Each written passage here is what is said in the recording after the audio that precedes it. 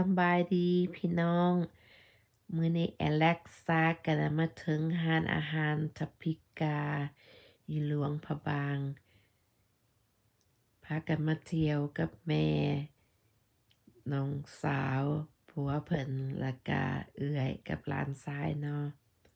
ร้านอาหารนี้เพิ่นก็ตกแต่งแบบลาวๆล่ะอากาศมื้อนี้ก็บ่ได้ร้อนปานใดอากาศเย็นแล้วก็เพิ่นก็มีหมากไม้ขายมีหมากนัดแล้วก็บักเกี้ยงบักม่วงมักแอโวคาโดแล้วก็หลายแนวเนาะมาเด้อแอรักษาสิพามาชมว่าเพิ่นมีหยังแหน่ย่างลงไปนี้ก็สิย่างไปบนอันบ่อเพิ่นขายเหล้าเนาะไปผู้ชมพาแอรักษาสิพาลงมาย่างมาเบิ่งอันนี้ก็บนบ่อเพิ่นก็เป็นแนวนี้เนาะ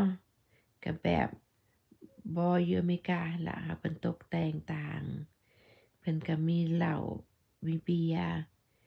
มีหลายชนิดเพิ่นขายแล้วก็ร้านอาหารเพิ่นนี่ก็สิเป็น3ชั้นเด้อพี่น้องโอเคแล้วก็เหล้าก็สิชนิดหลายแบบจะอยากออเดอร์แนวใดก็ได้แบบสิล่ะนักเสิร์ฟก็นั่งท่าคนมาเนาะแล้วก็อันนี้ลงไปก็แม่นครีมน้ำแล้วก็บนเรือฉันจะอยากลงอันนี้ก็แม่นบนโต๊ะกินข้าวอยากนั่งฝากนี้ก็นั่งเทิงๆชมไปก็เห็นวิวน้ำเพิ่นก็ยังตกแต่งอยู่ก็ยังบ่แล้วบางบอนร้านอาหารนี่ก็ใหญ่เด้อพ่อแม่พี่น้องคันผู้ใดอยากมา